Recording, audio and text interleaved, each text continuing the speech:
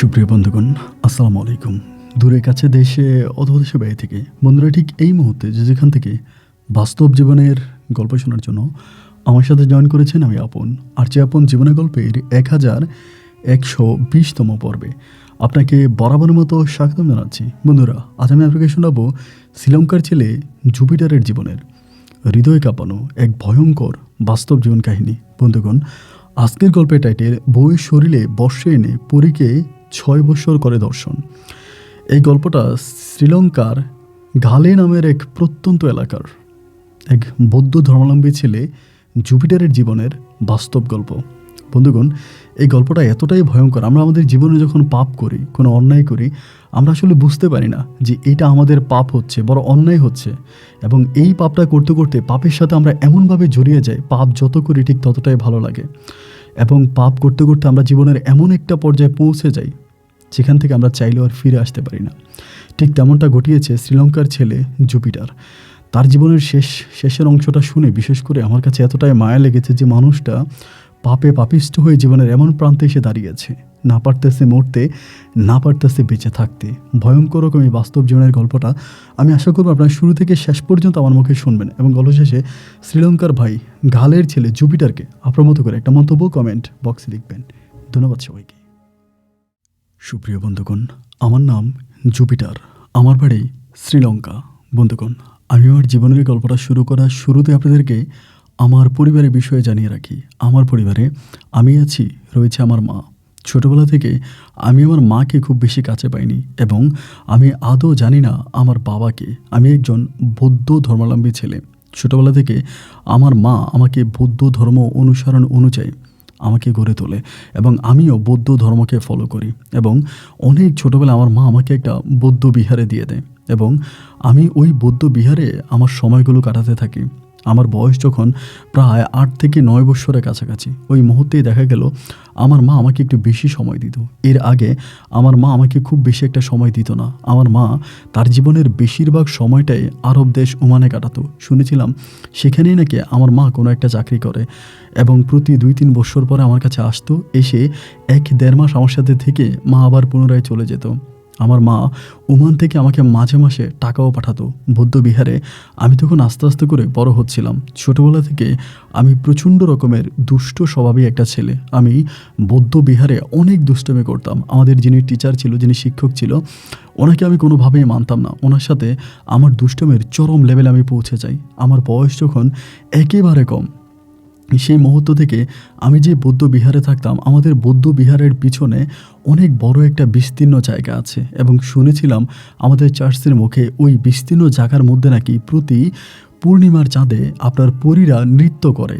আমার যিনি শিক্ষক ছিল আমাদের বৌদ্ধ বিহারের, তিনি বলতো এবং আমার বিহারের আরও অনেক লোকজনরা বলেছে বৎসরের একটা সময় তারা নক্ষত্রের সাথে মিলিয়ে একটা রাতে নাকি পরীরা ওখানে নৃত্য করে এবং পরীদের ওই নৃত্যর শব্দ আমরা যে বিহারে থাকি সেই বিহার থেকে স্পষ্ট শোনা যায়। সবার মুখে শুনতাম পরীদের ওই নৃত্য নাকি আমরা দূর থেকে দেখতেও পেতাম। ছোটোবেলা থেকে মাঝে মাঝে রাতের বেলায় ওই পরীর নৃত্য দেখার জন্য আমি ঘুম থেকে উঠতাম এবং আমি আমার চার্চের চোখ ফাঁকি দিয়ে, আমার শিক্ষকের চোখ ফাঁকি দিয়ে আমি তখন মাঝে মাঝে এই নৃত্য দেখার জন্য যেতাম।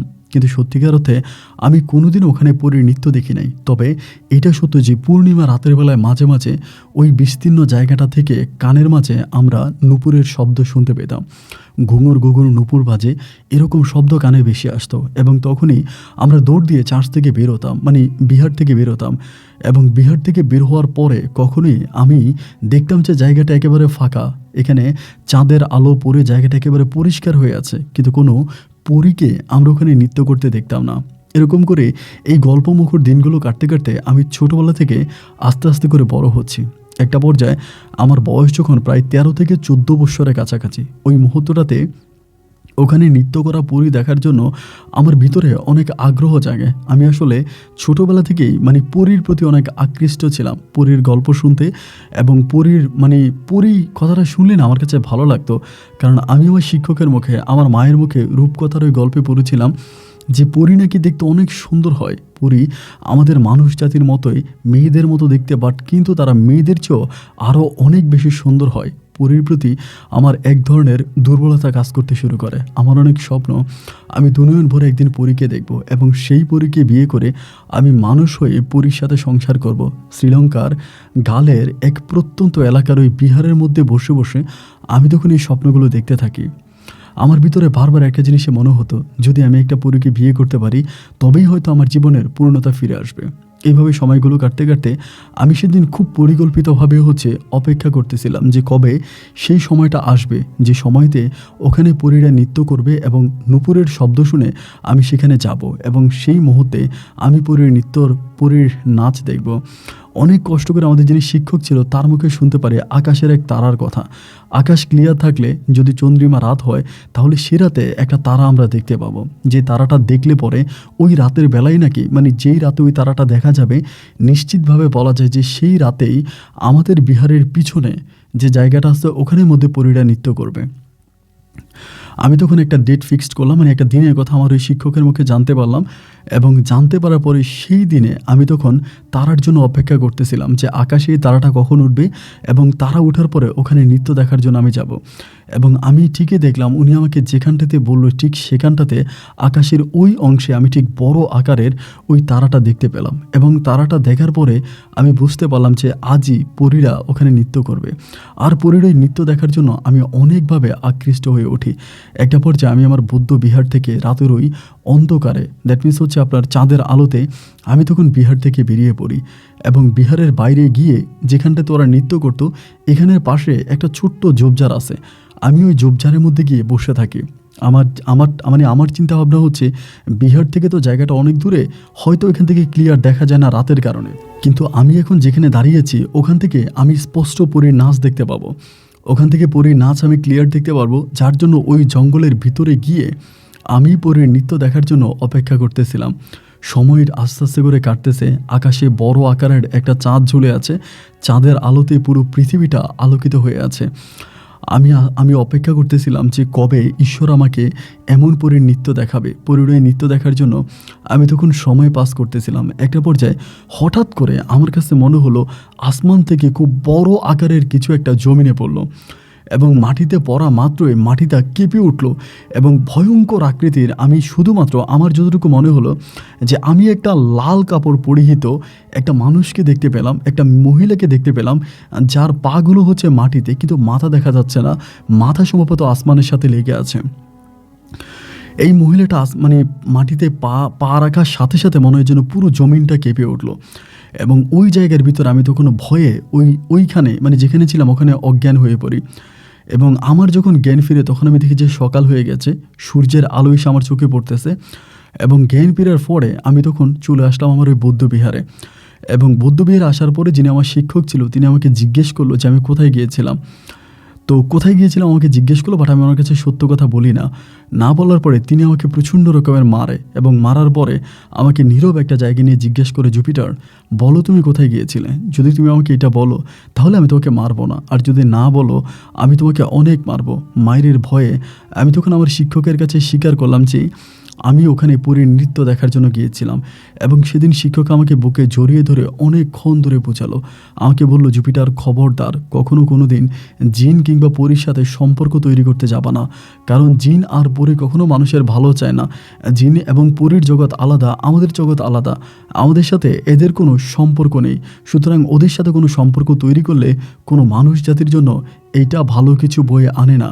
জুপিটার, আমি তোমাকে সাবধান করে দিচ্ছি, তুমি কখনোই আর ওই পরীর নৃত্য দেখার জন্য বা পরীর নৃত্যের ওই শব্দ শোনার জন্য তুমি ওখানে যাবা না। এবং সেখানে যে পরীগুলো থাকে তারা ভয়ঙ্কর আকৃতির, মানে খারাপ আকৃতির পরী হয়, এরা তোমার অনেক ক্ষতি করবে, তুমি যেও না। কিন্তু আমার শিক্ষকের ওই ভয় আমার মনের ভিতরে বিন্দু মাত্র সাড়া দিল না, আমি একটুও ভয় পেলাম না। আমার ভিতরে তখন আরও আকাঙ্ক্ষা জাগতে শুরু হলো যে এইটা কেমন, যে জিনিসটা আসমান থেকে জমিনে নেমে আসছে এবং আসমান থেকে মাটিতে পা রেখেছে, যে একটা লাল শাড়ি পরিহিত এত সুন্দর একজন রমণী, আমি তার চেহারা দেখব না তা কি করে হয়।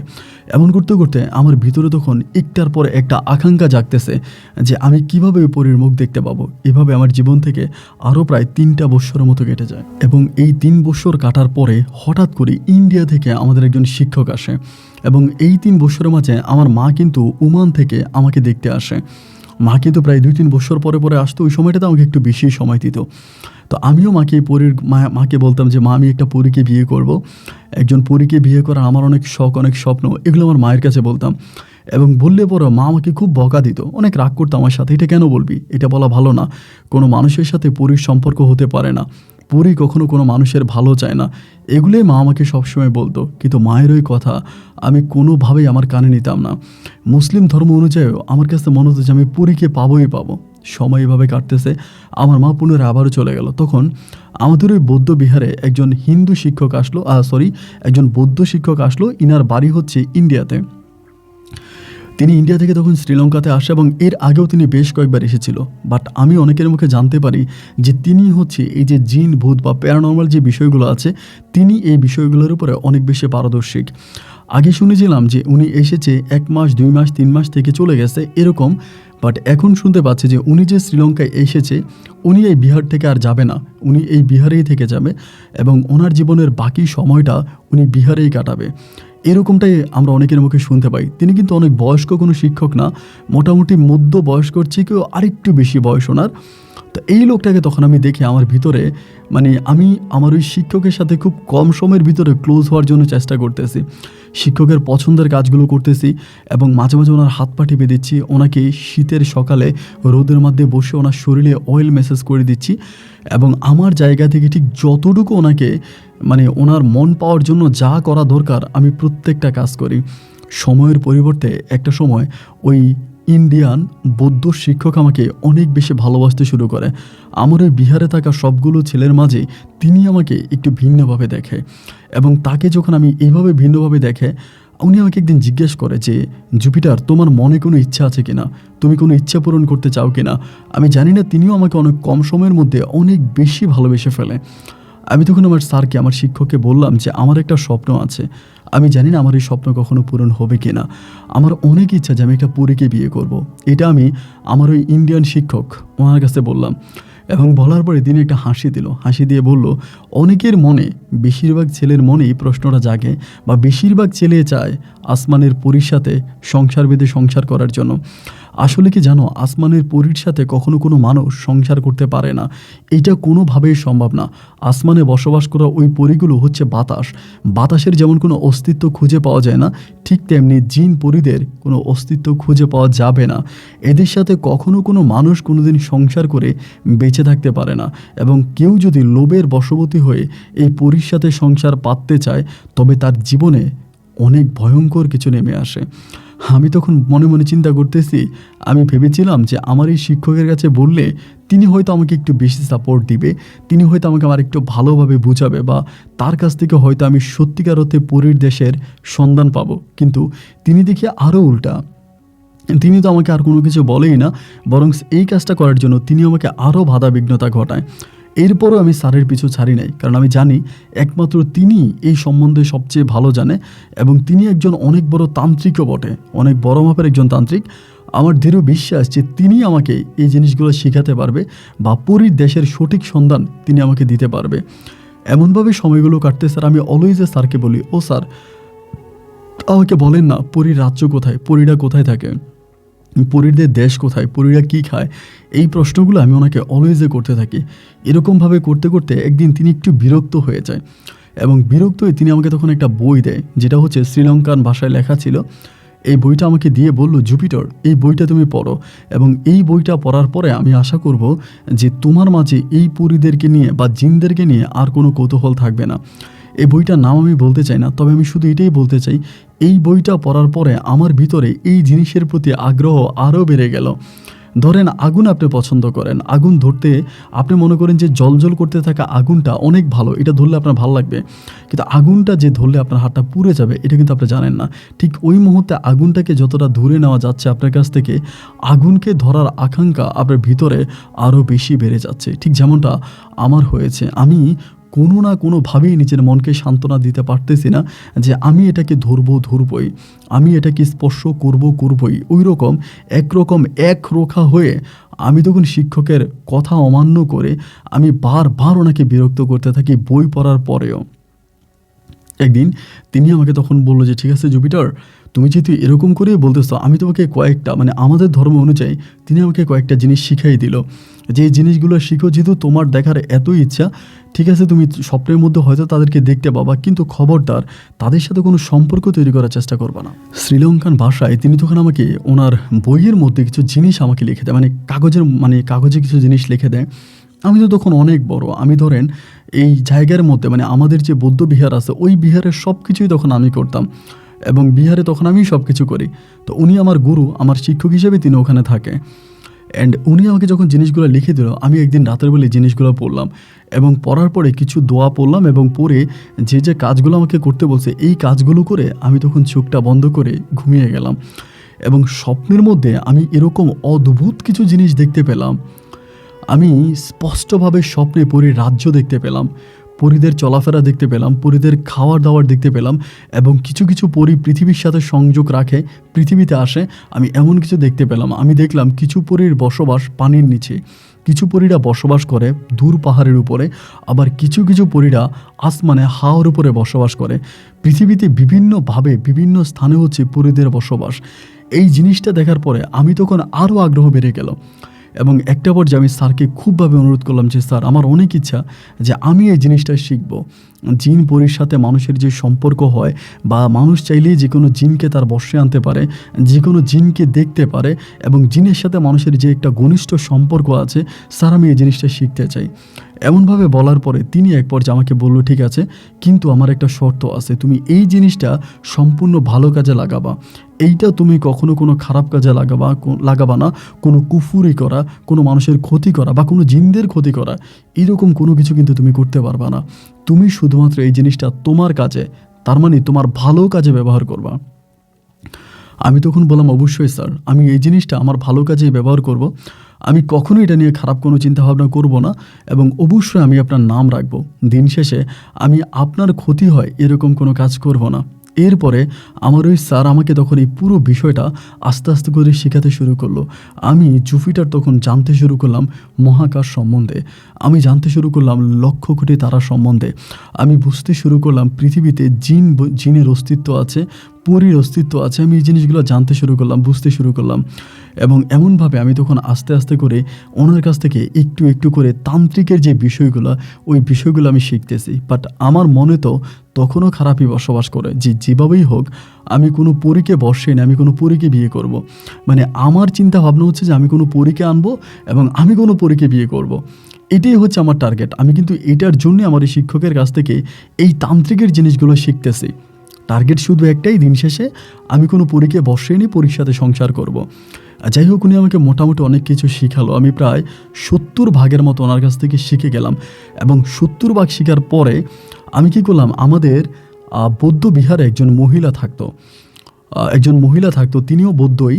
তো তিনি মাঝে মাঝে আসতো আমাদের বিহারে থাকতো, এবং ওই মহিলাটার উপরে একদিন আমি একটা পরীকে মানে একজন জিনের বউকে মানে একটা পরীকে আমি ওই মহিলার উপরে বসে আনি, এবং ওই মহিলার উপরে বসে আনার পরে আমি ওই মহিলার মাঝে যখন আমি পরীটাকে দেখতে পাই, মানে আমি যখন ওই পরীটাকে ওই মহিলার উপরে আনি, বাট আমি তখন ওই মহিলাটাকে দেখতে পাই না, আমি দেখতে পাই ওই রূপসী পরীটাকে। এবং ওই পরীর উপরে আমার এক ধরনের একটা যৌন চাহিদা, মানে একটা আকাঙ্ক্ষা কাজ করেছে, আমি পরীটার সাথে কিছু একটা করব।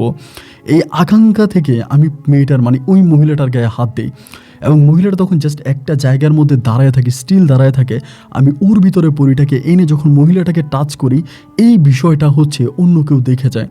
মানে আমাদের যারা বৌদ্ধ বিহার আছে তারা কেউ না কেউ বিষয়টা দেখে, এবং দেখার পর আমাদের ওখানে যারা ছিল, সিনিয়র যারা ছিল, তাদের কাছে বিচার দেয় যে জুপিটার এরকম একটা কাজ করেছে। আমি জাস্ট মহিলাটার গায়ে হাত দিয়েছি এবং পরীটাকে স্পর্শ করেছি, এরপর আমি আবার মহিলার কাছ থেকে এটাকে সরিয়ে নিয়ে গেছি, মানে পৃথক করে দিয়েছি। এবং ওই সময়ের ভিতরে মহিলার সাথে আমার কি হয়েছে, মহিলার কিন্তু কোনো কিছুই মনে নাই, কারণ ওই মুহূর্তে মহিলাটা ছিল সম্পূর্ণ অজ্ঞান অবস্থায়, তার কোনো স্মৃতিশক্তি ছিল না। যাই হোক, আমাদের স্কুলের যে শিক্ষক ছিল, মানে আমাদের বৌদ্ধ বিহারের যে শিক্ষক ছিল, তার কাছে তখন বিচার দেওয়া হয় যে জুপিটার এরকম একটা জঘন্য কাজ করেছে। রাত 10টার পরে আমাদের প্রার্থনা শেষ হওয়ার পরে আমাকে তখন আমাদের যিনি শিক্ষক ছিল তিনি আমাকে ডাকে, এবং ডেকে তিনি আমাকে জিজ্ঞেস করে যে জুপিটার, এরকম একটা কথা শুনেছি, তুমি তো এখানে ছোটোবেলা থেকে বড় হয়েছো, অনেক ছোট বয়সে তুমি এখানে আসছো, এবং আমরা যারা শিক্ষক মণ্ডলী আছি, তোমার সিনিয়র আছি, আমরা কিন্তু তোমার মতো এই মন্দিরে মানে এই বিহারে এতদিন ধরে থাকি নাই, এই বিহার সম্বন্ধে আমাদের এত অভিজ্ঞতা নাই। তুমি দীর্ঘ বছর ধরে এই বিহারে আছো এবং বিহার সম্বন্ধে তোমার অনেক ভালো অভিজ্ঞতা আছে। জুপিটার, এই বিহারে কাজ করা একজন বৌদ্ধ মহিলার সাথে তুমি এটা করেছো, এটা কি সত্যি? আমি তখন বললাম যে না স্যার, আমি এই ধরনের কোনো কিছুই করি নাই। অ্যানিমেজ আমার যিনি হিন্দু শিক্ষক আছে, তিনি বিষয়টা কিছুটা আন্দাজ করতে পেরেছে, এবং আন্দাজ করতে পেরে তিনি আমাকে আলাদাভাবে ডাক দিয়ে জিজ্ঞাসা করছে, জুপিটার, আমি তোমাকে অনেক আদর করি, আমি জানি সেদিন কি হয়েছে, তুমি না বললো আমি কিন্তু বলতে পারবো। তো যেহেতু তিনি আমার শিক্ষক, তিনি আমাকে এগুলো শিখিয়েছে, সেখানে আমি তখন বললাম যে হ্যাঁ স্যার, আমি এইভাবে একটা জিনিস জাস্ট ওনাকে দিয়ে টেস্ট করেছি যে এটা করা যায় কি না। তিনি আমাকে তখন বলল, আমি যে তোমাকে যখন জিনিসগুলো শিখাই, আমি তোমাকে বারবার বলেছি যে তুমি কখনোই কোনো মানুষের উপর এটাকে আনবা না, বা এটা দ্বারা কোনো মানুষের ক্ষতি করবা না, কিন্তু তুমি ওই মহিলার উপরে জিনিসটাকে এনেছো, এবং আনার পরে এটাকে তুমি খারাপভাবে ব্যবহার করার চেষ্টা করেছো, যেটা আমার কাছে প্রচণ্ড রকমের নোংরামি মনে হয়েছে। এবং তিনি আমাকে তখন বলে যে আমার কাছে মনে হয় যে তুমি আমার বিহারে থাকার আর কোনো যোগ্যতা রাখো না। যে বিহারে আমি ছোটোবেলা থেকে বড় হয়েছি, যেই বিহারের প্রতিটা ইটের সাথে, প্রতিটা দেওয়ালের সাথে, প্রতিটা ফিলারের সাথে আমার নারীর সম্পর্ক, আমার আত্মার সম্পর্ক, সেই বিহার থেকে তখন আমার ওই ইন্ডিয়ান শিক্ষক আমাকে বের করে দেয়। এবং বের করে দেওয়ার পরে আমার তখন যাওয়ার তেমন কোনো জায়গা ছিল না, বাট আমার মায়ের দূর সম্পর্কের এক খালাতো বোনের বাড়িতে আমি তখন গিয়ে আশ্রয় নিই। মানে আপাতত ওনাদের বাড়িতে যাই, এবং ওনাদের বাড়িতে যাওয়ার পরেও আমি একইভাবে এই প্যারানর্মাল জিনিসগুলোর উপরে রিসার্চ করতে থাকি, এগুলোর মাঝে আমি কাজ করতে থাকি।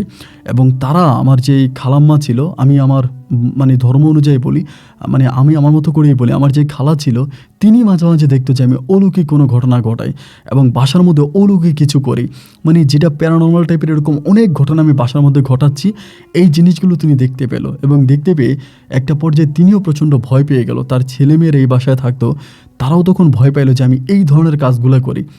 একটা পর্যায়ে আমার মায়ের কাছে তখন বিচার দেওয়া হলো, এবং বিচার দেওয়ার পরে আমার মা তখন করলো কি, আমার খালা তখন করলো কি, আমাকে পাসপোর্ট করালো, মানে শ্রীলঙ্কান পাসপোর্ট করালো। এই মুহূর্তে কিন্তু আমার পাসপোর্ট ছিল না। তা আমি বললাম, আমি পাসপোর্ট কেন করবো, আমার তো পাসপোর্টের প্রয়োজন নাই।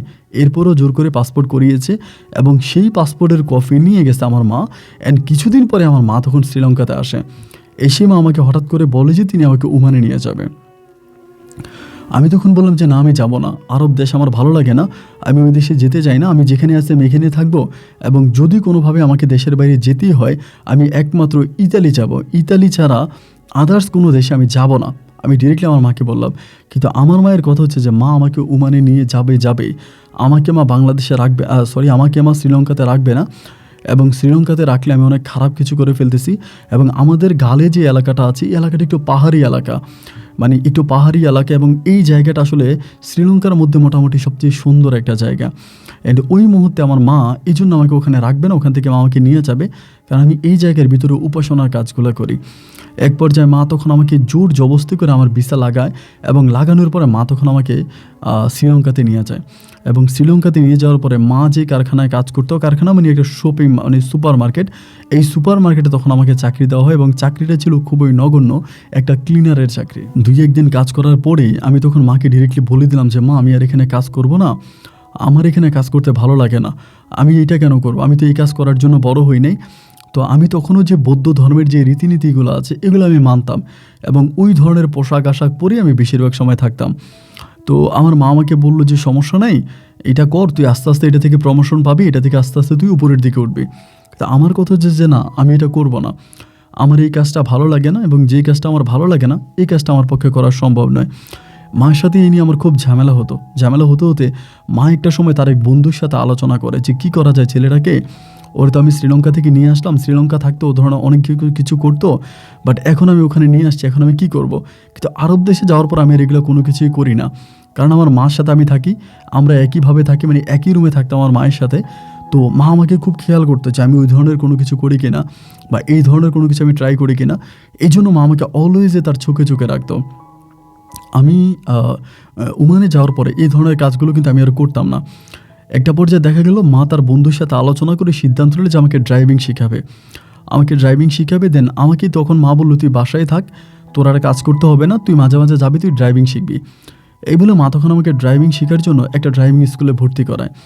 আমি তখন ওই ড্রাইভিং স্কুলে ভর্তি এবং আমি সেখানে খুব ভালোভাবে ড্রাইভিংটা প্র্যাকটিস করি এবং আমি ওখানে একটা পর্যায়ে ভালো একজন ড্রাইভার হয়ে যাই। বেশ কয়েক মাস পরে আমি লাইসেন্স পাই এবং লাইসেন্স পাওয়ার পর আমার মায়ের নিজেরই গাড়ি আছে। তো আমার গাড়িটা তখন আমি এদিকে ওইদিকে ড্রাইভ করতাম, এন্ড এইভাবে আমার সময়গুলো কাটতো। অ্যান্ড এমন করতে করতে তখন আমাকে আমার মা বিভিন্ন ধরনের ভাড়া ম্যানেজ করে দেয়। যেহেতু আমার মায়ের গাড়ি আছে, আমি সকালবেলা মাকে আমাদের মায়ের সুপার মার্কেট নামাই দিয়ে আসি। এরপরে মা আমাকে কিছু বিভিন্ন ধরনের আরবিক ছেলেরা আছে, মেয়েরা আছে, ওদেরকে স্কুলে পাঠিয়ে স্কুলে নামাই দেওয়া এবং স্কুল থেকে নিয়ে আসা। এইভাবে মা আমাকে তখন একটা চাকরি দেয়। তো এইভাবে আমি তখন 4-5 মাসের মতো চাকরি করি। বিভিন্ন আপনার অ্যারাবিক ফ্যামিলির সন্তানদেরকে স্কুলে নিয়ে যায় মায়ের গাড়ি করে, আবার স্কুল থেকে নিয়ে আসি। এরকমভাবে কয়েক মাস করার পরে হঠাৎ করে আমার আম্মা তখন একটা ইন্ডিয়ান মেয়ের ওরকম একটা পাইলো যে ইন্ডিয়ান বাংলাদেশি আর কি। মেয়ের মা হচ্ছে বাংলাদেশি এবং মেয়ের বাবা হচ্ছে ইন্ডিয়ান। তাদের বিয়ে হয় এবং বিয়ে হওয়ার পরে এই মেয়েটা বাংলাদেশি স্কুলে পড়াশোনা করতো। ওমানের মধ্যে একটা জায়গা আছে, ওখানে বাংলাদেশি স্কুল আছে, ওই বাংলাদেশি স্কুলে মেয়েটা তখন পড়তো। তো ওই মেয়েটাকে আমি তখন নিয়ে যেতাম আনতাম। তো ওই জায়গাটার মধ্যে যাওয়ার পরে শ্রীলঙ্কান, বাংলাদেশ বা ইন্ডিয়া, এদের পোশাক আশাক, এদের কালচার, এদের চলাফেরা, এদের কথাবার্তা কিন্তু অনেকটাই যেন একরকম। তো ওখানে যাওয়ার পরে আমি কেন জানি আমার নিজের মাটির টানটা খুঁজে পাচ্ছিলাম। আমার কাছে মনে হয় বাংলাদেশ স্কুলে যাওয়ার পরে বা ইন্ডিয়ান স্কুলে যাওয়ার পরে আমি যেন আমার সেই পুরনো স্মৃতিগুলোকে মেমোরাইজ করতে শুরু করি। আমার অতীতগুলো আমার খুব বেশি মনে পড়ে যায়।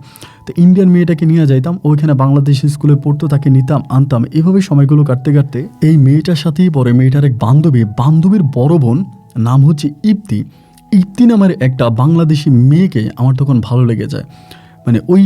বাচ্চাটা নিতাম বাংলাদেশি স্কুলে, আবার নিয়ে আসতাম। তো ওই মেয়েটাও ইপ্তি মেয়েটাও তার ছোটো বোনকে নিয়ে আসতো।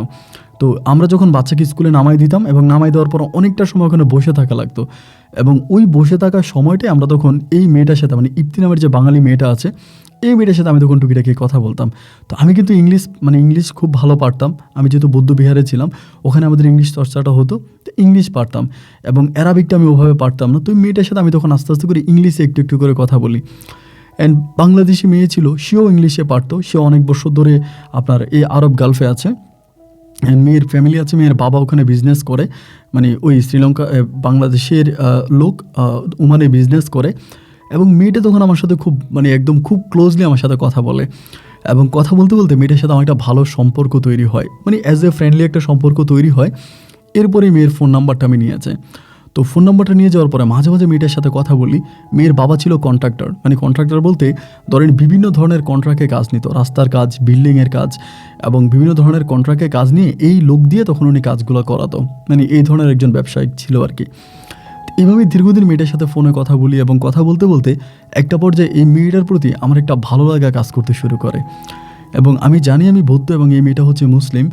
আমাদের দুজনের মাঝে সম্পর্কের একটা বড় প্রাচীর আছে, যার জন্য হয়তো আমরা দুজনে একসাথে হতে পারবো না, কিন্তু আমরা দুজনকে অসম্ভব রকম ভালোবাসি। ছুটির দিনগুলোতে আমরা ওমানের সুন্দর সুন্দর প্লেসগুলোতে ঘুরতে যাই, এখানে সেখানে যাই, অনেক রোমান্স করি, অনেক আনন্দ ফুর্তি করি, অনেক প্রেম প্রীতি, অনেক ভালোবাসা তখন মনের মাঝে মেয়েটাকে নিয়ে জাগতে থাকে। এইভাবে দীর্ঘ প্রায় 1.5 বছরের মতো আমি এই মেয়েটার সাথে সম্পর্কে জড়িয়ে থাকি। এবং এই মেয়েটা আমার অতীত সম্বন্ধে সব কিছুই জানতো, যে আমি একটা বৌদ্ধ বিহারে বড় হয়েছি এবং বিহারেই আমি বড় হই। এবং একটা পর্যায়ে আমার মা আমাকে শ্রীলঙ্কা থেকে ওমানে নিয়ে আসে, এবং আসার পরে আমার মা শ্রীলঙ্কান এবং তিনি অমুক একটা জায়গায় কাজ করে।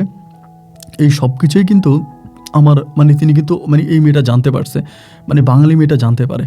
তো জানতে পারার পরে সে আমাকে প্রচণ্ড রকমের ভালোবাসতো, অনেক ভালোবাসতো।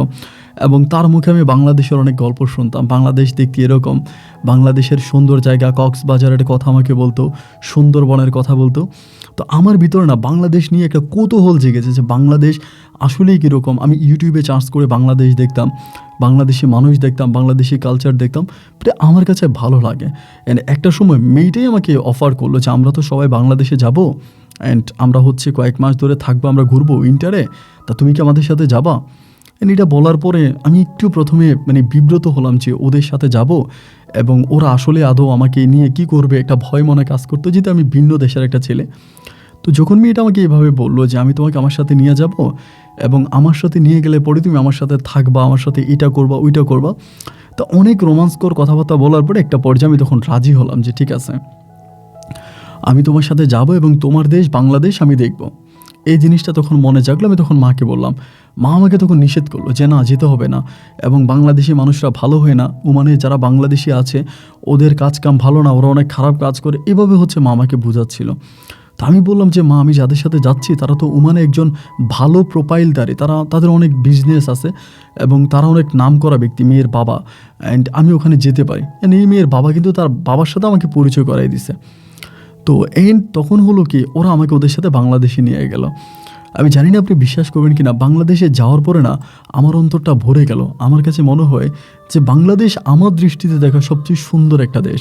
বাংলাদেশের মাটি, মানুষ এবং বাংলাদেশের কালচার, বাংলাদেশের সব কিছু আমাকে অনেক মুগ্ধ করেছে। আমরা প্রায় 17 দিনের মতো কক্সবাজার ছিলাম এবং কক্সবাজার সমুদ্র সৈকতে কাটানোর সময়গুলো আমার জীবনের সবচেয়ে বেস্ট সময় ছিল।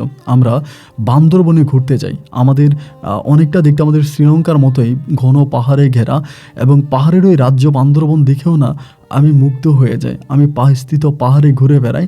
আমার সময়গুলো এতটা মধুরভাবে কাটতে থাকে যেটা আমি বলে বোঝাতে পারবো না।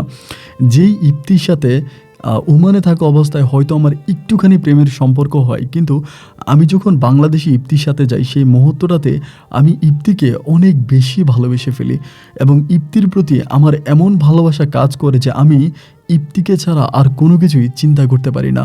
আমার ধ্যানে মনে প্রাণে সব কিছু জুড়ে তখন ইপ্তি থাকে।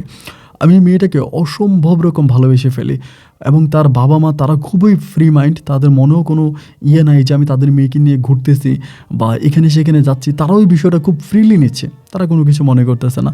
এবং বাংলাদেশে প্রায় 2 মাসের মতো আমি থাকি, এবং 2 মাসে আমি ইপ্তিকে না যতটা ভালোবাসি, বাংলাদেশটাকে আমি ঠিক তার চেয়ে আরও অনেক বেশি ভালোবেসে ফেলি। যার জন্য 2 মাস পরে বাংলাদেশ থেকে আমি যখন চলে আসি, আমি আমার চোখের পানি ধরে রাখতে পারি নাই।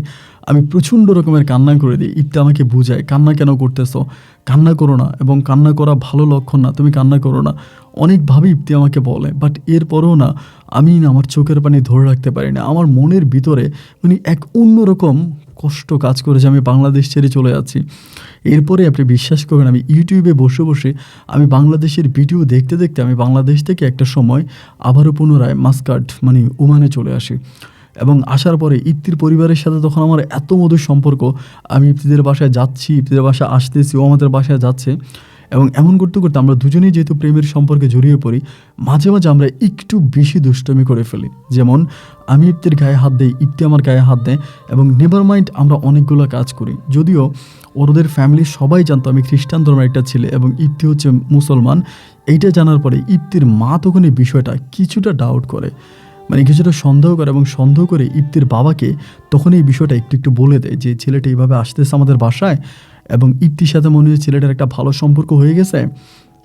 এখানে আরেকটা বিষয় আমি বলে রাখা ভালো, ইপ্তির কিন্তু এর আগে একটা বিয়ে হয়েছিল বাংলাদেশে খুবই সম্ভ্রান্ত একটা পরিবার ইপ্তির বিয়ে হয়, এবং বিয়ে হবার পরে ওই হাজব্যান্ড ভালো না থাকার কারণে ইপ্তি ওই হাজব্যান্ডকে ডিভোর্স করে দেয়, এবং ডিভোর্স করে ইপ্তি তার বাবার সাথে তার বাবা তাকে ওমানে নিয়ে আসে। এরপর থেকে সে তার ভাই বোনদের দেখাশোনা করে, ভাই বোনদের সাথে থাকে, অ্যান্ড এভাবেই তার সময়গুলো ওমানে কাটতেছে।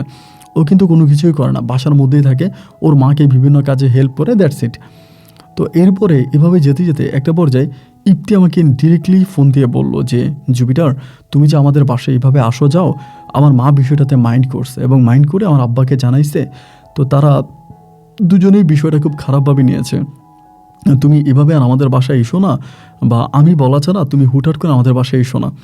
অ্যান্ড এইটা বলার পরে আমার মনে অনেক কষ্ট লেগেছে যে আসলেই সত্যিকার অর্থে একটা ফ্যামিলির সাথে যখন এত ভালো একটা সম্পর্ক হয়ে যায়, এরপরে সম্পর্কের মাঝে যদি এরকম একটা টানাপড়া দেখা দেয়, এইটা আসলে খুব বেশি কষ্টকর। তো এরপরে আমি আর ওরা আমাকে ওদের বাসায় খুব বেশি যেতে দিত না, আমিও খুব বেশি একটা যাইতাম না।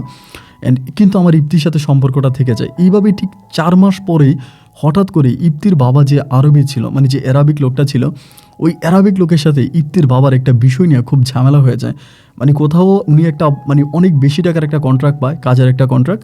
তো ওই কাজটা উনি করে, এবং সেখানে ওনার যে অ্যারাবিক ছিল, অ্যারাবিক তার কাছ থেকে অনেক বেশি টাকা মুনাফা নিয়ে যায়, এবং অনেক বেশি টাকা নেওয়ার কারণে ইপ্তির বাবার সাথে তার যে স্পন্সর ছিল ওই লোকটার প্রচণ্ড ঝামেলা হয়, এবং ঝামেলার একটা পর্যায়ে ইপ্তির বাবাকে তখন ওই লোকটা মামলা করে দেয়।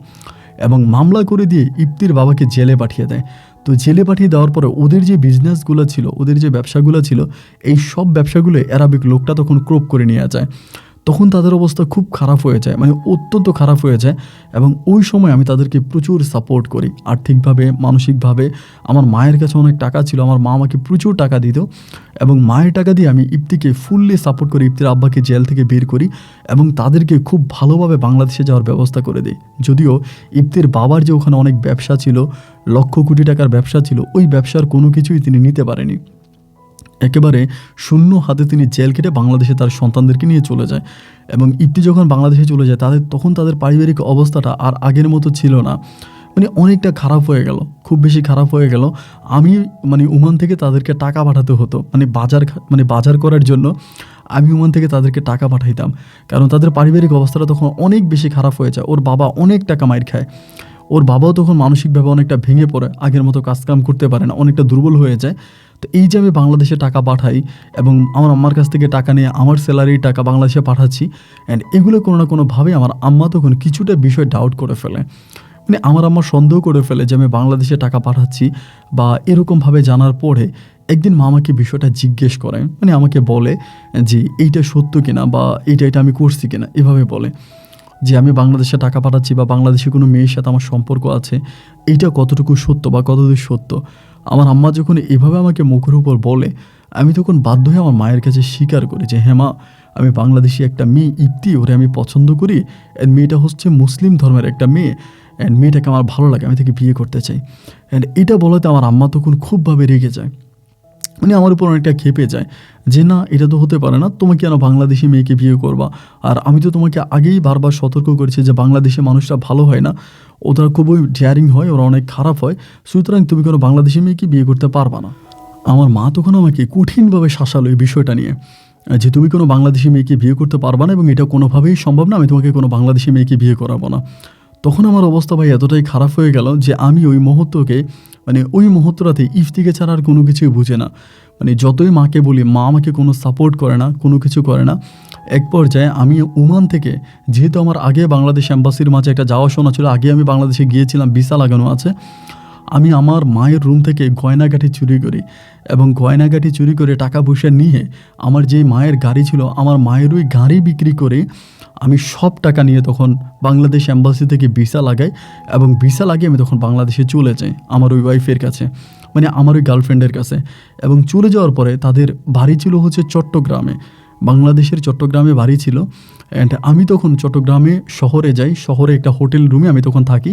অ্যান্ড ওই মুহূর্তটাতে আমি কিন্তু থ্রুলি বাংলা বলতে পারতাম, আমি এত সুন্দর বাংলা বলতে পারতাম যে আমাকে দেখলে কেউ বুঝতে পারতো না যে আমি আসলে বাঙালি নাকি শ্রীলঙ্কান। এবং আমি বাংলা ভাষাটা শুধু চিটংয়ের ভাষাটা বলতে পারতাম, এটা আদার্স কোনো জেলা যেমন কুমিল্লা অথবা ঢাকা, বরিশাল, নোয়াখালী, সিলেট, ওই সব ডিস্ট্রিক্টের ভাষা আমি বলতে পারতাম না। কিন্তু একদম লোকালি আপনার চট্টগ্রামের যে ভাষাটা আছে ওইটা আমি ক্লিয়ার বলতে পারি। এবং এই ভাষাটা আমাকে সম্পূর্ণভাবে ইপ্তি শিখিয়েছে, ইপ্তির মুখ থেকে আমার বাংলা ভাষাটা শেখা, এজন্য চিটংয়ের ভাষাটা আমি তখন ক্লিয়ার বলতে পারি। তো চিটংয়ে যাওয়ার পরে এইভাবে আমার ইপ্তির সাথে তখন দেখা হয়, ইপ্তি আসে, এসে কান্নাকাটি করে এবং একটা পর্যায়ে ওর পরিবারে আমাকে নিয়ে যায়। তো ওর পরিবারে নিলে পরে আমি তখন ওর পরিবারের জন্য প্রচুর করি, ওর বোনদের, ছোটো বোনগুলোর জন্য, ওর বাবার জন্য, মায়ের জন্য আমি অনেক টাকা পয়সা দিই, কারণ আমি অনেক টাকা নিয়ে যাই শ্রীলঙ্কা থেকে যেতে, আমি অনেক টাকা নিয়ে যাই, প্রায় বাংলাদেশি টাকায় হিসাব করলে 40 লক্ষ টাকার মতো আমি নিয়ে যাই। আপনাদের যদি টাকার হিসাব করে তাহলে প্রায় 40 লাখ টাকা নিয়ে যাই, গয়নাগাটি সব কিছু মিলে। তো তখন আমি ইপ্তির সাথে ওখানে খুব ভালো আছি এবং ইপ্তির পরিবার তখন এই বিষয়টা খুব সহজে মেনে নেয়। আর আমার মা আমার উপরে প্রচণ্ড রাগ করে আমি মায়ের সাথে টোটালি কন্ট্রাক্ট অফ করে দিই। মা এটাও বলেছিল যে তিনি বাংলাদেশে এসে আমাকে ধরে নিয়ে যাবে, তো যার জন্য আমি মার সাথে আর কোনো কন্ট্রাক্ট রাখি নাই, মার সাথে কোনো কথা বলি নাই এবং ইপ্তিদের পরিবারে আমি তখন থেকে গেলাম। এরকম করে সময়গুলো কাটতে কাটতে একটা পর্যায়ে ইপ্তিরা কিন্তু গ্রামে থাকতো, চট্টগ্রাম যে শহরে থাকতো না, একটা গ্রামের মধ্যে থাকতো। তো সেখানটার মধ্যে ইপ্তি তখন আমাকে ইপ্তির পরিবার তখন বুঝছে যে আমি ওকে ভালোবাসি এবং ওকে ভালোবেসে আমি সেই ওমান থেকে বাংলাদেশে চলে আসছি। পরে ওর বাবা আমাকে ডিরেক্টলি বললো যে তুমি কি ইপ্তিকে বিয়ে করতে চাও, অ্যান্ড তুমি কি জানো যে ইপ্তির এর আগে একটা বিয়ে হয়েছে, একটা বাবু আছে, ওই বাবুটা মারা গেছে, তো এটা কি তুমি জানো কিনা? তো আমি বললাম যে হ্যাঁ আমি সবই জানি, ওর আগে একটা বিয়ে হয়েছে, ওর বাচ্চা মারা গেছে, এই সব কিছু আমার জানা আছে, বাট ওকে বিয়ে করতে আমার কোনো আপত্তি নেই, আমি কি বিয়ে করতে চাই। পরে তিনি আমাকে বলল, তাহলে তো ভালো, তুমি যদি ওকে বিয়ে করতে চাও তাহলে তো খুব ভালো, কিন্তু তুমি তো মানে ইয়ে হয়ে তুমি বৌদ্ধ হয়ে তো একটা মুসলিম মেয়েকে বিয়ে করতে পারবে না, তোমাকে তো তোমার ধর্ম পরিবর্তন করতে হবে। তাই আমি বললাম যে ঠিক আছে, সমস্যা নাই, আমি আমার ধর্ম পরিবর্তন করব, কারণ আমি ওকে ভালোবাসি, ওকে আমার পেতে হবে। দেন আমি তখন ওই ধর্মটা পরিবর্তন করি, মানে ধর্মটা পরিবর্তন করে আমি তখন পুনরায় তাদের ওই ধর্মটা গ্রহণ করে মুসলিম হয়ে যাই এবং কলমা পড়ি, কলমা শাহাদাত পড়ি, আমাকে কলমা পড়ায় এবং একজন হুজুরের মাধ্যমে তখন আমাকে মুসলিম বানায়। এবং মুসলিম হওয়ার পরে আমি তখন ইফতিকে ইসলাম ধর্ম অনুযায়ী, মানে ধর্ম অনুযায়ী আমাকে বিয়ে করি। অ্যান্ড বিয়ে করার পরে আমি ওর সাথে খুব ভালোভাবেই সংসার করে যাচ্ছি, থেকে যাচ্ছি। অ্যান্ড ওদের গ্রামে পড়ে থাকতাম এইভাবে 3 মাস পরে হঠাৎ করে ওদের গ্রামের একটা মেয়ে, আপনার আমের সময় ছিল, ওই সময় গ্রীষ্মকাল ছিল, আম পাড়ার জন্য গাছে ওঠে এবং গাছে উঠলে পরে ওই গাছ থেকে মেয়েটাকে ধাক্কা দিয়ে হচ্ছে একজন মানে জিন টাইপের কিছু একটা ওকে ধাক্কা দিয়ে গাছ থেকে ফেলে দেয়। আর মেয়েটাকে ধাক্কা দিয়ে নাকি গাছ থেকে ফেলে দেওয়ার পরে এই মা, মানে মেয়ের মা তখন মেয়েটাকে অনেক কবিরাজের কাছে নিয়ে যায়, চট্টগ্রাম অনেক নামি দামি কবিরাজের কাছে নিয়ে যায়। অ্যান্ড কবিরাজ কী করে জিন ছাড়ায় এবং এরপরে মেয়েটাকে আবারও জিনে ধরে। তো আমার ভিতরে কিন্তু আমি মানে যুদ্ধ শেষ করেছি বা যুদ্ধ থেকে চলে আসছি, কিন্তু ট্রেনিং তো ভুলে যাই না, ট্রেনিং তো আমার জানা আছে, আমি এই কাজগুলো করি না, কিন্তু আমার তো এটা জানা আছে। একদিন আমি হঠাৎ করে মেয়েটা দেখলাম, মানে যাচ্ছে আর কি, আমরা যে বাসায় থাকি আমাদের বাসার সামনে দিয়ে মেয়েটা যাচ্ছে এবং মেয়েটার ওই যাওয়া দেখে আমি দেখলাম যে মেয়েটার পিছন পিছন ওই জিনিসটা হেঁটে যাচ্ছে। মানে আমি এটা কিন্তু খুব ভালো করে বুঝতে পারতাম যে কোনো মানুষের সাথে যখন এই জিনিসগুলো থাকতো। আমি তখন আমার ওয়াইফকে বললাম, মানে ইফতিরে বললাম যে ইফতি এই ঘটনা। পরে আমাকে বললো, এটা তুমি কিভাবে জানলা? আমি বললাম যে হ্যাঁ, মেয়েটার সাথে এই জিনিসটা আছে এবং আমি চাইলে মেয়েটাকে ভালো করে দিতে পারবো। তো আমার কাছে কিন্তু তখন কোনো টাকা পয়সা নাই, আমি কিন্তু ওই যে আমার মায়ের জমানো টাকাগুলোই খরচ করতেছি। অ্যান্ড আমি ওখানে পড়ে আছি, মানে টোটালি বেকার একটা মানুষ, কোনো কাজ করি না। অ্যান্ড আমি বললাম যে আমি চাইলে মেয়েটাকে ভালো করতে পারবো। এই মেয়েটার বাবা আবার থাকতো হচ্ছে ইউরোপের কোনো একটা দেশে। তো এটা বলার পরে আমার বউ মনে হয় মেয়ের মাকে বলে বিষয়টা, বলার পরে মাগরিবের নামাজের পরে আমি মসজিদে গিয়ে মাগরিবের নামাজ পড়ি। ওইখানকার মানুষটা আমাকে অনেক ভালোবাসতো, এটা সত্য কথা। ওইখানে যারা মানুষ ছিল তারা সবাই আমাকে অনেক ভালোবাসতো। তো আমি তখন নামাজ পড়ে মসজিদ থেকে আসার পরে দেখি যে মেয়ের মা আমাদের ঘরে বসে আছে, মেয়েটা নাই, মেয়ের মা বসে আছে। পরে আমি আসছি, সালাম দিছি, উনি আমার সালামের উত্তর নিল, নিয়ে বললো, বাবা তুমি তো বাংলা জানো? আমি বললাম হ্যাঁ আমি জানি। বলে এই ঘটনা, মানে চিটংয়ের ভাষায় বললো যে আমার মেয়ে নাকি গেছে, তুমি নাকি দেখছো, তুমি নাকি ইফতিকে বলছো, এখন তুমি কি আমার মেয়েটাকে ভালো করে দিতে পারবা? যদি আমার মেয়েটাকে ভালো করে দাও, তুমি যা চাও আমি তোমাকে তাই দিব। আমি তখন বললাম যে না, আমি আপনার মেয়েকে ভালো করে দিতে পারবো, কিন্তু আপনি আমাকে কোনো কিছু দিতে হবে না। উনি আমাকে বলে, যদি পারো দেও বাবা, কারণ আমার মেয়েটাকে আমি অনেক কবিরাজের কাছে নিয়ে গেছি, বাট কোনো কবিরাজ আমার মেয়েটাকে ভালো করতে পারে নাই। আমি বললাম পারবে না তো, কারণ এটা একটা পিশাচ, এই পিশাচকে সরানো যাবে না। আচ্ছা ঠিক আছে, আমি কালকে সকালে ফজরের নামাজ পড়ে আপনি আপনার মেয়েকে নিয়ে আসেন, আমি চেষ্টা করব। তো রাতের বেলায় আমাকে আমার বউ ইফতি জিজ্ঞেস করতেছে যে তুমি যে বললা তুমি মেয়েটাকে ভালো করবা, তুমি কি এটা পারবা? এটা কি কোনোদিনও সম্ভব? আমি তখন বললাম যে আমার দ্বারা এটা সম্ভব। ও আমাকে বলে, তুমি কি এই কাজগুলো আগে কখনো করেছিলে? আমি বললাম হ্যাঁ, শ্রীলঙ্কার থাকতে আমি তোমাকে বললাম না যে আমি বৌদ্ধ বিহারে ছিলাম, ওখানে আমি এই ধরনের কাজগুলো করতাম। ও আমাকে বলে, তাহলে তো ভালোই, তাহলে কালকে তুমি কী কাজ করো আমি দেখব। এর পরের দিন যখন এই মেয়েটাকে আমি নিয়ে আসলাম এবং মেয়েটার উপরে ওই জিনটাকে আমি আনার পরে আমি আমার ওস্তাদের নামে, মানে আমার শিক্ষকের নাম দিয়ে তখন আমি জিন চালান শুরু করলাম। আমি চালানের একটা পর্যায়ে এই জিনটা আমার কাছে মাথা নত করে নাকে খড় দিয়ে এই মেয়েটাকে ছেড়ে দিল, মানে মেয়েটাকে ছেড়ে জিনটা তখন চলে গেল। এবং এই জিনটা চলে যাওয়ার পরে এই মেয়েটাকে যখন আমি ভালো করি, মানে মুহূর্তের মধ্যে এই জিনিসটা পুরো এলাকাতে ছড়িয়ে পড়ে যে শ্রীলঙ্কার এক কবিরাজ আসছে এবং ওই কবিরাজ খুবই গরম কবিরাজ, মারাত্মক কবিরাজ, এবং এই কবিরাজে পারে না এমন কোনো কাজ নাই, ওই সব ধরনের কাজ করতে পারে এবং উনি সব কিছু করে। এইবার দেখা গেল, যেহেতু আমার বাড়ি শ্রীলঙ্কা ছিল এবং আমি দেখতে বাঙালির মতোই, কিন্তু আমি একটু বাঙালি চেহারার চেয়ে আমার চেহারাটা একটু অন্যরকম ছিল, মানে চেহারাটা ছিল একটু অন্যরকম এবং আমি ছিলাম শ্রীলঙ্কান। তো এই জিনিসগুলো জানার পরে আমার কাছে তখন হচ্ছে এত পরিমাণের মানুষ আছে যারা আমার কাছে আসে। আমি একজন তান্ত্রিক বা কবিরাজ হিসাবে বলি, আমি 95% দেখতাম যে ভুয়া, মানে 95% নারী পুরুষ আসতো, বলতো রাতের বেলা আমাকে জেনে ধরে, আমাকে কালো জাদু করছে, আমাকে মেরে ফেলতেছে, এই কথাগুলো আমাকে বলতো। অথবা অনেক মেয়েরা এসে বলতো বিয়ে হয় না, মেয়ের মা বলতো যে মেয়েটাকে হয়তো কিছু একটা করে রাখছে যে জন্য আমার মেয়ের বিয়ে হয় না। বাট আমি এগুলো দেখতাম যে না, আসলে মেয়েকে কিছুই করা হয়নি। এবং কেউ বলে আমি অসুস্থ, আমি এত ওষুধ খাচ্ছি, বাট আমার কোনোভাবে আমি রোগ থেকে মুক্তি পাচ্ছি না, আমাকে কেউ ব্ল্যাক ম্যাজিক করেছে, যদি পারেন আপনি আমাকে বাঁচান, আমি আপনাকে 2 লাখ 4 লাখ 5 লাখ আপনার যা লাগে আমি আপনাকে তাই দিব।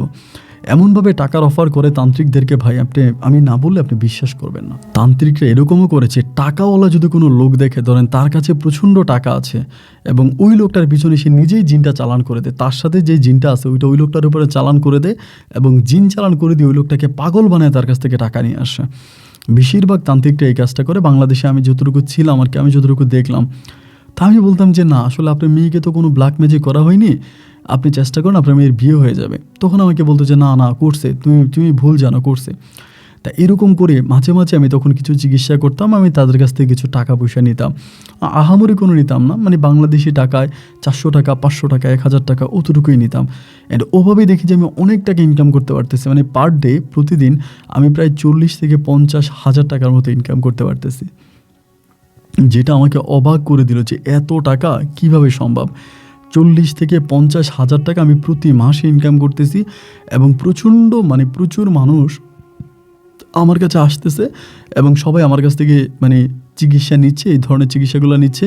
অ্যান্ড আমি ওই কাজটা ভালো করতে পারতাম, কারণ জিনদের সাথে আমার একটা ভালো সম্পর্ক ছিল, শ্রীলঙ্কাতে থাকা অবস্থায়ও ছিল এবং পুনরায় বাংলাদেশে আসার পরে আরও ভালো একটা সম্পর্ক তৈরি হলো। এইভাবে প্রায় আমি অনেক বছর ধরে এই কাজটা করি। এরই মাঝে আমার বউয়ের ঘরে একটা মেয়ে সন্তান হয়, এবং মেয়েটা হওয়ার পরে আমি তখনকার ঘটনা বলতেছি, মেয়েটা হওয়ার পরে হঠাৎ করে আমার ভিতরে আমার বউকে নিয়ে আমি একদিন চালান দিলাম। এমনি আমার ভিতরে এটা জাগলো যে এমনি বউকে নিয়ে আমি একটু চালান দিই।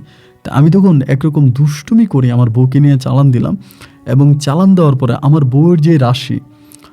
বউয়ের রাশির সাথে আমি একটা পরীর মিল পেয়ে গেলাম। একটা পরী, যেই পরীটাকে আমি আমার বউয়ের উপরে আনতে পারবো, বউকে এটা আমি বসিয়ে নিতে পারবো। এবং ওই পরীটার সাথে আমার তো আসলে আগ থেকে একটা খায়েশ ছিল যে আমি একটা পরীকে বিয়ে করব, একটা পরীর সাথে আমি শারীরিক সম্পর্ক করবো, একটা পরীর সাথে আমি থাকবো, এই খায়েশ তো আমার ছিল। বাট পরীকে তো সরাসরি আর আনা যায় না, অথবা পরীদের তো কোনো বডি হয় না, ওদের কোনো দেহ হয় না, ওরা তো হচ্ছে গিয়া হয় আপনার বাতাস হাওয়া। অ্যান্ড আমি তো কোনো বাতাস হাওয়ার সাথে আর কোনো কিছু করতে পারবো না। অ্যান্ড আমার কাছে তখন মনে হলো যে এই পরীটাকে আমি আমার বউয়ের মাঝে আনবো, এবং বউয়ের মাঝে আনলে পরে আমার বউয়ের চেহারা পরিবর্তন হবে, আমার বউয়ের চেহারা পরীর মতো হবে, এবং আমি তখন এই পরীর সাথে শারীরিক সম্পর্ক করব। এই জিনিসটা করে এবং আমি তখন আমার তন্ত্র মন্ত্রের মাধ্যমে আমার বউয়ের সাথে রাশির যেহেতু মিল আছে, আমার খুব বেশি কষ্ট হয়নি। অনেক কম সময়ের মধ্যে আমি আমার বউয়ের উপরে এই পরীটাকে নিয়ে আসি, এবং পরীটাকে নিয়ে এসে আমি এই পরীটার সাথে শারীরিক সম্পর্কে লিপ্ত হই, পরীটার সাথে আমি শারীরিক সম্পর্ক করি। এভাবে আমি পরীটাকে আনতাম এবং এনে আমার বউয়ের শরীরে রাখতাম, এবং রাখার পরে এই ধরনের সম্পর্ক করতাম। যদিও পরীটা এটা চাইতো না, ওইটা করতে আমাকে দিত না, মারাত্মকভাবে আমাকে ডিস্টার্ব করতো বা এটা করতে দিত না। আমি একরকম মানুষকে যেরকম দর্শন করে এরকম জোর করে এই পরীটাকে আমার ওয়াইফের মাঝে আনতাম, এনে আমি ওকে একরকম দর্শন করতাম। তো এইভাবে প্রায় 1 বছর করার পরে হঠাৎ করে একদিন আমার মেয়েটাকে মেরে ফেলে। আমার যে একটা মেয়ে আছে, আমার মেয়েটাকে পানির মধ্যে চাপা দিয়ে, পুকুর যে ছিল বাংলাদেশে, পুকুরের মধ্যে চাপ দিয়ে আমার মেয়েটাকে নিঃশ্বাস বন্ধ করে মেরে ফেলে। তো সবাই বলে আমার মেয়েটা পুকুরে পড়ে মারা গেছে, সবাই বলতেছে পুকুরে পড়ে মারা গেছে, কিন্তু আমি দেখলাম যে না, আমার মেয়েটা আসলে পুকুরে পড়ে মারা যায়নি, ওই পরীটা আমার মেয়েটাকে মেরে ফেলেছে। এবং ওই মেয়েটাকে মেরে ফেলার পরে আমার ভিতরে পুরীর উপরে আরও রাগ উঠে গেছে, যেহেতু আমার বাচ্চাটাকে কেন মারলি। এবং এক পর্যায়ে আমি আমার বউর শরীরে এটাকে বন্দনা দিয়ে ফেলি, আমার বউর শরীরে এটাকে আমি আটকে ফেলি, এবং মারাত্মকভাবে আমি ওর উপরে যৌন অত্যাচার করি, এবং যেভাবে আমার ইচ্ছা খুব খারাপভাবে আমি ওর সাথে শারীরিক সম্পর্ক করি। এবং এইটা প্রচণ্ড রকমের রাগান্বিত হয়। 1 মাস 2 মাস 3 মাস নয়, প্রায় 6 বছর ধরে, টোটালি 6 বছর ধরে আমি এই পরীটার সাথে এই ধরনের সম্পর্ক করে গেছি। এবং এরকমভাবে আমি পরীটাকে না চাইতাম, আমার যেভাবে চাইতাম আমি ওভাবে আমার বউয়ের শরীরে নিয়ে এই পরীটাকে দর্শন করতাম। একে ছিল রাগ, দ্বিতীয়ত খায়েশ, এই দুইটাই আমি তখন মিটাইতাম। এমন করতে করতে আমি কিন্তু আমার বউকে অসম্ভব রকমের ভালোবাসতাম। অ্যান্ড একটা পর্যায়ে দেখা গেল হঠাৎ করে আমার বউর শরীর থেকে, আমি এইখানে একটু বিস্তারিত বললে আমার ঝামেলা হতে পারে, এই জন্য বিস্তারিত না বলে আমি জাস্ট সংক্ষেপ করে বলি, আমি একটা কাজ করেছিলাম আমার বউকে দিয়ে, যে কোনো আপনার প্যারানর্মাল টাইপের একটা কাজ আমার বউকে দিয়ে করাইছিলাম, এবং এইটা করানোর পরেই পরীটা তখন আর আমার বউয়ের শরীর থেকে যাচ্ছে না। আমার বউয়ের শরীর থেকে আমি ওর পরিটাকে সরাইতে পারতেছি না। আমি খুবভাবে চেষ্টা করতেছি ওর শরীর থেকে এটা সরিয়ে দেওয়ার জন্য, বাট এটা আমি পারতেছি না। এবং আমার পক্ষে তখন এটা মানে অপারক হয়ে গেল। আমার বউ তখন মানে অস্বাভাবিক আচরণ করতে শুরু করে। আমি বুঝতে পারি এটা আমার বউয়ের শরীরে আছে, কিন্তু আমার বউয়ের শরীর থেকে আমি কোনো রকমের তন্ত্র মন্ত্র কোনো কিছু দিয়ে আমার বউয়ের শরীর থেকে এটা আমি সরাইতে পারতেছি না। আমার ভিতরে তখন প্রচণ্ড ভয় ঢুকে যায় যে আমি এখন কি করব, মানে কিভাবে কি করব, আমি কিভাবে কি করব, কোনো কিছুই আর আমার মাথায় আসতেছে না। আমার একরকম খাওয়া দাওয়া বন্ধ হয়ে গেছে। আমার যারা শ্বশুর শাশুড়ি আছে ইনারা আমাকে বলতেছে যে জামাই আপনি কি করলেন আমার মেয়েকে, কেন আমার মেয়ে এরকম করে, মানে ওর ভিতর থেকে এটা সরানো হয়ে যায় না। আমি তো জানি বাংলাদেশে বেশিরভাগ তান্ত্রিকগুলোই হচ্ছে ভুয়া। হাতে গোনা কয়েকটা ভালো তান্ত্রিকের মাঝে ছিলাম আমি একজন, কিন্তু আমি যে নোংরা কাজটা করেছি ওই নোংরা কাজের কারণে আমি তো আমার বউকে আর ভালো করতে পারতেছি না, আমার বউকে আর ঠিক করতে পারতেছি না। তখন আমি একরকম পাগল হয়ে গেছি যে কিভাবে আমার বউকে আমি ভালো করব, কিভাবে আমার বউকে আমি ঠিক করব। আমি জাস্ট মানে পাগলের মতো হয়ে শেষ পর্যন্ত আমি সিদ্ধান্ত নিলাম, কারণ বাংলাদেশের কোনো তান্ত্রিককে আমার বিশ্বাস হয় না এবং বাংলাদেশের কোনো তান্ত্রিক আমার বউকে ভালো করতে পারবেও না, এটা আমি তখন শিওর হয়ে যাই। এবং শিওর হয়ে গিয়ে আমি তখন চিন্তা করলাম শ্রীলঙ্কায় যে আমার একজন ওস্তাদ আছে, ইন্ডিয়ান ওস্তাদ, যার কাছ থেকে এই তন্ত্রমন্ত্রের জিনিসগুলো আমার শেখা, যিনি ওই শ্রীলঙ্কান বৌদ্ধ বিহারে বসে। তো আমার কাছে মনে হলো যে একমাত্র তিনিই চাইলে আমার বউয়ের শরীর থেকে এটাকে সম্পূর্ণভাবে সরাতে পারে। তো আমার কাছে মনে হলো যে আমি তিনাকে দিয়ে আমার বউকে আমি এটা মুক্ত করতে পারবো। আমি তিনার সাথে তখন যোগাযোগ করি বহু বৎসর পরে আমার বৌদ্ধ বিহারে। যোগাযোগ করার পরে জানতে পারলাম তিনি তখন পর্যন্ত ওখানেই আছে, ওই বৌদ্ধ বিহারেই আছে। তো এরপরে আমি আমার শ্বশুর শাশুড়িকে বললাম যে আমি আমার বউকে শ্রীলঙ্কায় নিয়ে যাব এবং শ্রীলঙ্কাতে নিয়ে আমি তাকে ভালো করতে পারবো। আমার শ্বশুর শাশুড়ি প্রথম থেকে রাজি হলো না তাদের মেয়েকে আমার সাথে শ্রীলঙ্কায় দেওয়ার জন্য। একটা পর্যায়ে তাদেরকে আমি খুব বুঝাইলাম এবং বুঝানোর পরে আমার শ্বশুর শাশুড়ি একটা পর্যায়ে রাজি হলো যে ঠিক আছে নিয়ে যাও।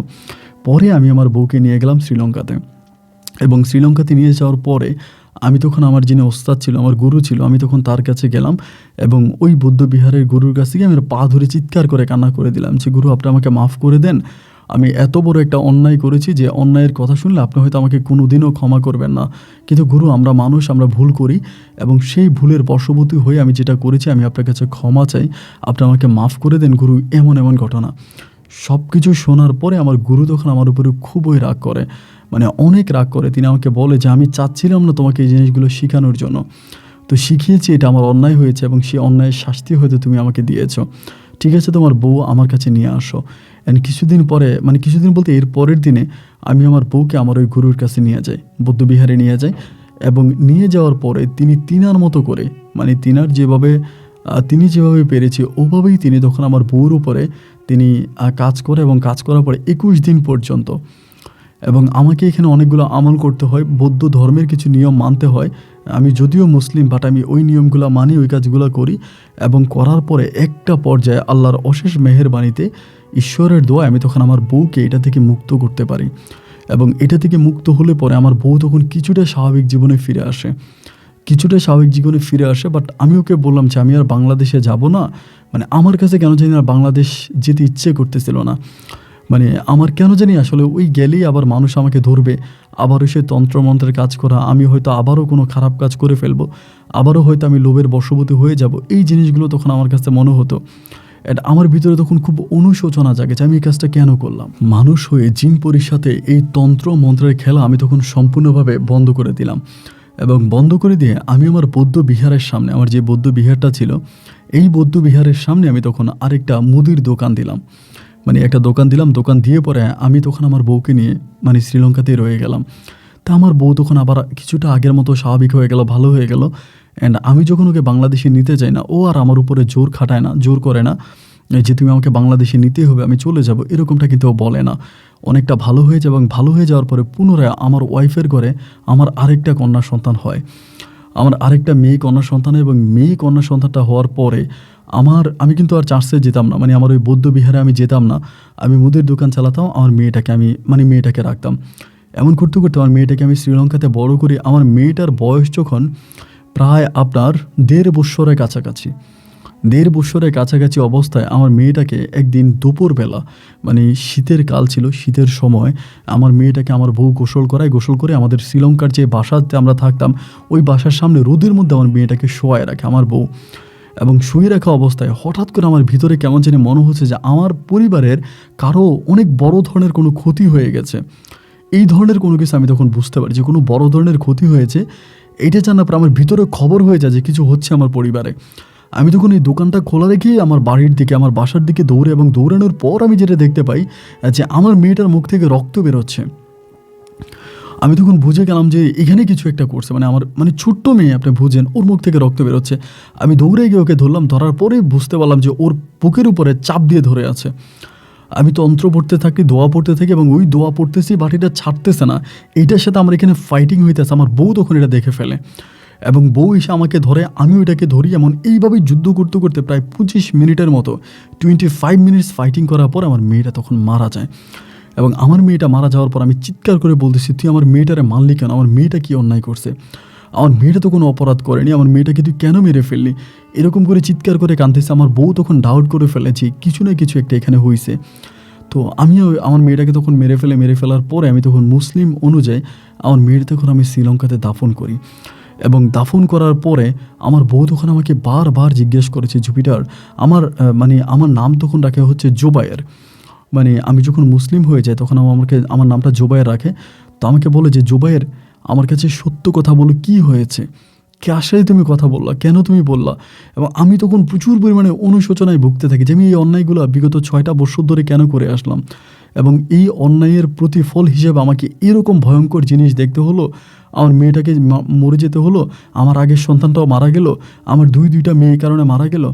তো আমার বউ প্রতিনিয়ত আমাকে জিজ্ঞেস করতো যে, না, তুমি আমাকে সত্য কথা বলো, যে তুমি কি করতা, বা কেন তুমি এটা দেখলা, বা কি হয়েছে। একটা পর্যায়ে আমি তখন আমার বউয়ের কাছে সত্যতা স্বীকার করি যে, দেখো, এমন এমন ঘটনা, এইটা হয়েছে, এবং এইটার কারণে আমার কাছ থেকে এই জিনিসগুলো হয়েছে। আমি তখন আমার বউকে জিনিসগুলো, সত্য কথাগুলো স্বীকার করি, এবং সত্যগুলো স্বীকার করার একটা পর্যায়ে আমার বউ তখন খুবভাবে আমার উপরে টর্চার করে। টর্চার ঠিক এমন টর্চার যে আমার গায়ে হাত তোলে।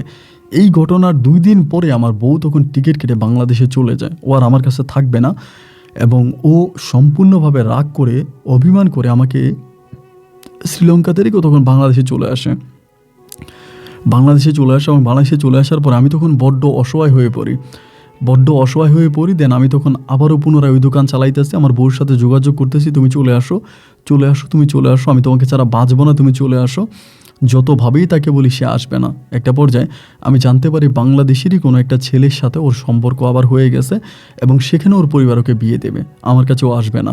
আমি ওকে এত বেশি ভালোবাসি যেটা আমি আসলে বলে বোঝাতে পারবো না। একটা সময় আমি সেই শ্রীলঙ্কা থেকে বাংলাদেশে চলে আসি, এবং বাংলাদেশে আমি আসার পর আমি জানতে পারি যে ওর বাবা মা সব কিছু ওকে বলে দেয় যে ও এটা আমার সাথে করছে, আমার উপরে পরীকে বসে আনছে, আনার পরে 6 বছর ধরে ওই পরীটাকে ও দর্শন করছে আমার উপরে এনে, এবং এই কারণে আমার প্রথম সন্তানটা মারা গেছে বাংলাদেশে, এবং আমার সেকেন্ড সন্তানটাকে ও পরীরা মেরে ফেলেছে শ্রীলঙ্কাতে, এবং আমি ওর কখনো সন্তান নিতে পারবো না। যে কোনো সময় হয়তো পরীরা আমাকেও মেরে ফেলতে পারে ওর পাপের কারণে। এক পর্যায়ে ওর তখন বিয়ে ঠিক হয়ে গেছে বাংলাদেশে একটা ছেলের সাথে। আমি খুব ঝামেলা করতেছি, এবং যেদিন ওর বিয়ে, এর আগের দিন রাতের বেলায় আমি ওকে নিয়ে আসার জন্য ওদের বাসায় যাই, এবং সেই ঝামেলা করাতে ওর পরিজন মিলে তখন আমাকে ওখানে মারে। এবং সেই মায়েরা আমাকে মারে না, আমাকে এমনভাবে মারে যে আমার মনে হয় যে আমার শরীরের যে বিভিন্ন পয়েন্টের যে হাড়গুলো ছিল, আমার শরীরের হাড়গুলো মনে হয় তারা ভেঙে ফেলেছে। এবং আমি দীর্ঘদিন যাবৎ চট্টগ্রাম মেডিকেলে ছিলাম, আমাকে দেখার মতো কেউ ছিল না। এক পর্যায়ে আমি বাধ্য হয়ে আমার মায়ের সাথে যোগাযোগ করি। তখন আমার মা তখনও উমানে থাকতো, এবং মায়ের সাথে যোগাযোগ করার পরে মা তখন আমাকে বাংলাদেশে যায়, এবং বাংলাদেশ থেকে মা তখন আমাকে রিসিভ করে নিয়ে আসে শ্রীলঙ্কাতে। এবং শ্রীলঙ্কাতে আনার পরে শ্রীলঙ্কার মেডিকেল আমাকে ভর্তি করানো হয়। আমাকে এমনভাবে মেরেছে, আমার 2 হাতে, আমার 2 পায়ে, আমার মেরুদণ্ডে বিভিন্ন জায়গায় তারা আপনার রড ঢুকাতে হয়েছে, বা যেভাবে হচ্ছে ট্রিটমেন্ট করে, খুব হার্ডলি আমার ট্রিটমেন্টটা হয়। এবং এখন পর্যন্ত স্টিল এই পর্যন্ত আমি ঠিক সোজা হয়ে দাঁড়াতে পারি না, ঠিকমতো কোনো কাজ করতে পারি না, এবং আমার হাতে পায়ে সব জায়গায় আমি 24 ঘন্টা তাবিজ ব্যবহার করতে হয়। আমার যে বৌদ্ধ বিহারের যারা ছিলেন তারা আমাকে খুবভাবে আমাকে বলতো যে, তুমি এই তাবিজগুলো ব্যবহার করো, তা না হলে এই পরীরা তোমাকে যে কোনো সময় মেরে ফেলতে পারে। এবং একইভাবে আমার মায়ের হাতেও তাবিজ পরায় রাখি। আমার মাকে ওরা খুব ডিস্টার্ব করে, মায়ের কাজে গেলে মাকে ক্ষতি করে, আমাকেও বিভিন্নভাবে মারে, বিভিন্নভাবে টর্চার করে। আমি হাতে পায়ে তাবিজ রাখি, আমার মাও হাতে পায়ে তাবিজ রাখে। অবস্থাটা ঠিক এরকম একটা হয়েছে, আমি ঠিক এই বয়সে এখনও আমার মায়ের ইনকামের উপরে তাকিয়ে থাকি। আমার মা স্যালারি পেলে আমার জন্য শ্রীলঙ্কাতে টাকা পাঠায় এবং সেই টাকায় আমি খাই। আমি কোনো দোকানে বসতে পারি না, কোনো ব্যবসা করতে পারি না, 10 মিনিট কোথাও বসে থাকতে পারি না, আবার শুয়েও থাকতে পারি না। এই শোয়া বসার মাধ্যমে আমার সময়গুলো কাটতেছে। বর্তমানে আমার পরিস্থিতি এমন একটা পর্যায়ে আমার মনে হয় যে ভিক্ষা করা ছাড়া আমার কাছে আর কোনো পথ খোলা নেই। আমার মায়ের অনেক বয়স হয়েছে, আগের মতো মার কোনো কাজ করতে পারে না। মাও হয়তো যে কোনো সময় শ্রীলঙ্কাতে ব্যাক করে চলে আসবে। আমার আম্মার আর ভিসা লাগাবে না, কারণ আমার বয়স হয়ে গেছে। এরপরে আমার বাকি জীবনটা কিভাবে কাটবে সেটা একমাত্র আমার ঈশ্বর আর আপনার আল্লাহই ভালো জানে। বর্তমানে আমি খুব অলস সময় কাটাচ্ছি। এমন সময় আমি কিন্তু বাংলাদেশি ভিডিও, বাংলাদেশের ব্লগ ভিডিও, বাংলাদেশের বিভিন্ন সেট ভিডিও, বাংলাদেশি গান আমি কিন্তু এগুলো শুনি, আমার ভালো লাগে। যেহেতু আমার ওয়াইফ বাংলাদেশি ছিল একটা পর্যায়ে, এখনকার আমি এরকম ভিডিওগুলো দেখতে দেখতে একটা সময় আমি আপনার ভিডিওটা পেলাম এবং আপনার ভিডিওটা দেখার পরে আমার কাছে মনে হলো যে আমার জীবনে ঘটে যাওয়া ঘটনাগুলো আমি আপনার চ্যানেলের মাধ্যমে গোটা দেশ ও জাতির কাছে তুলে ধরতে চাই। যার জন্য আমি আপনার দ্বারস্থ হলাম এবং ইমেলকে ব্যবহার করে আমি আমার জীবনে ঘটে যাওয়া অনাকাঙ্ক্ষিত ঘটনাগুলো আপনার সাথে শেয়ার করলাম। আপন ভাই, শ্রীলঙ্কার এক ছেলে আমি, আমার মুসলিম নাম জোবায়ের এবং আমার বৌদ্ধ নাম জুপিটার। যদি আপনি পারেন আমার এই গল্পটা প্রচার করবেন এবং আমার গল্পটা প্রচার করে বাংলাদেশ সহ বিভিন্ন দেশে থাকা বিভিন্ন তান্ত্রিকদেরকে আপনি একটু সতর্ক করবেন। অনেক এরকম আমি দেখেছি বাংলাদেশে থাকা অবস্থায় বিভিন্ন মহিলাদেরকে জিনে ধরলে তান্ত্রিকরা তাদেরকে ব্যবহার করে, তাদের সাথে খারাপ কাজ করে। এরকম অনেক দৃশ্য আমি দেখেছি এবং আমার দৃষ্টিতে শ্রীলঙ্কার চেয়েও বাংলাদেশের তান্ত্রিকগুলো আরও বেশি খারাপ হয়। আমি আমার গল্পের মাধ্যমে সমস্ত তান্ত্রিকদেরকে সতর্ক করতে চাই এবং আপনার মাধ্যমে আমার গল্পটা আমি প্রচার করতে চাই। আপন ভাই, আমার বউকে আমি এখনও অসম্ভব ভালোবাসি, ইফতিকে আমি ভালোবাসি। অবশ্যই আমার ইফতির জন্য দোয়া করবেন। আপনার ধর্ম অনুযায়ী ইফতি যেন ভালো থাকে এবং দিন শেষে সে যেন আল্লাহ তাআলার কাছে ভালোভাবে গিয়ে জান্নাতে থাকতে পারে। আপনি ভালো থাকবেন, সবাই সবার জন্য দোয়া করবেন। আসসালামু আলাইকুম, আল্লাহ হাফেজ।